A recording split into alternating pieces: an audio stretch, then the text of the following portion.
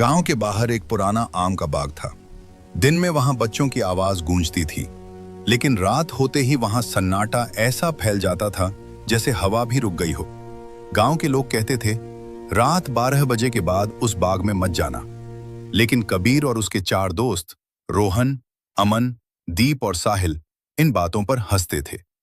एक दिन कबीर बोला, पास में इतना बड़ा आम का बाग है, क्यों ना आज रात 12 बजे चलकर आम तोड़ लाते हैं। मालिक तो सो रहा होगा। सब हंसे और प्लान बन गया। आधी रात ठीक 12 बजे पांचों दोस्त चुपके से घर से निकले। चांद आधा था, हवा हल्की चल रही थी और बाग में कदम रखते ही अजीब सी ठंडक महसूस हुई। पेड़ों से आम तोड़ना शुरू किया। कुछ आम जमीन पर गिरे पड़े थे, उन्हें भी उठाने लगे। तभी टप, एक आम जमीन पर गिरा। सबने सोचा हवा से गिरा होगा। फिर टप टप 2 और आम गिरे, लेकिन हवा बिल्कुल बंद थी। कबीर ने धीरे से ऊपर देखा और उसका चेहरा सफेद पड़ गया। पेड़ पर कौन था? सबने ऊपर देखा। पेड़ की मोटी शाखा पर सफेद साड़ी में एक औरत बैठी थी।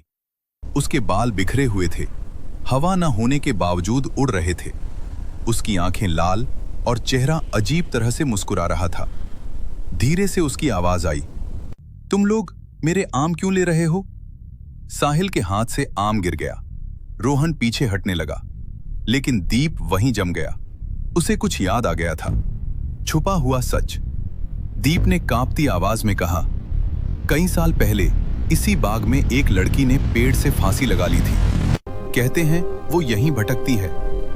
इतना सुनते ही वो औरत धीरे धीरे शाखा से नीचे लटकने लगी, लेकिन उसके पैर जमीन को छू नहीं रहे थे।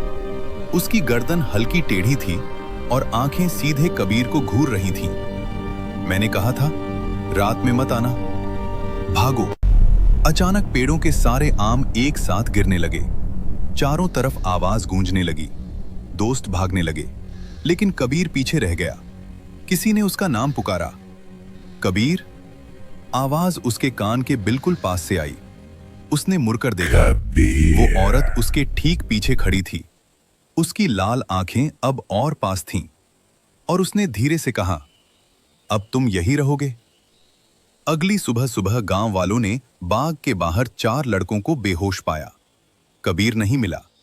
लोगों ने पूरे बाग में खोजा, लेकिन उसका कोई पता नहीं चला। बस उस पेड़ की शाखा पर एक सफेद कपड़े का टुकड़ा लटक रहा था, और जमीन पर एक आम रखा था, जिस पर नाखून से लिखा था, 5वां अब मेरा है। अंतिम लाइन आज भी गांव वाले कहते हैं, अगर आधी रात को उस बाग के पास जाओ तो पेड़ की शाखा पर 5 परछाइयां दिखती हैं, 4 इंसानों की और एक लाल आंखों वाली।